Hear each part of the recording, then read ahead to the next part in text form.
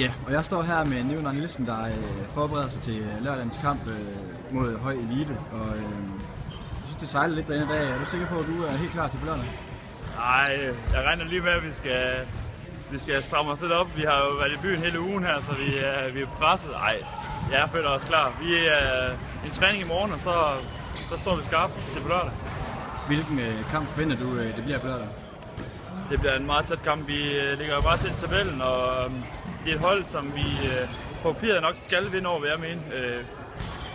Men jeg tror, at de vil give skam streg, men i slutningen, så tror jeg, at vi trækker frem, fordi vi løber hurtigere end dem. Hvor mange basser, Nikolaj, kan jeg regne med for dig? Jeg har ikke været så skarp her i starten af sæsonen, men vi nærmer os 5 i den her kamp. Jeg tror, vi er ved at være oppe. Hvad betyder det, at der kommer nogle tilskud i hallen, og ligesom bakker jer op? Det betyder alt. Altså, det har været lidt slået i starten, men det er blevet bedre, og jo flere tilskud på hallen, jo federe kamp bliver det, og jo bedre spiller vi også. Du tager gerne en udvisning, det bliver nødvendigt på lørdag? Det gør jeg gerne. Kan jeg regne med 2 point på lørdag, sådan at vi stadigvæk kan drømme om at spille liga næste sæson? Der er 2 point på kontoen efter kampen på lørdag, det garanterer jeg. Det lyder godt. God kamp. Tak.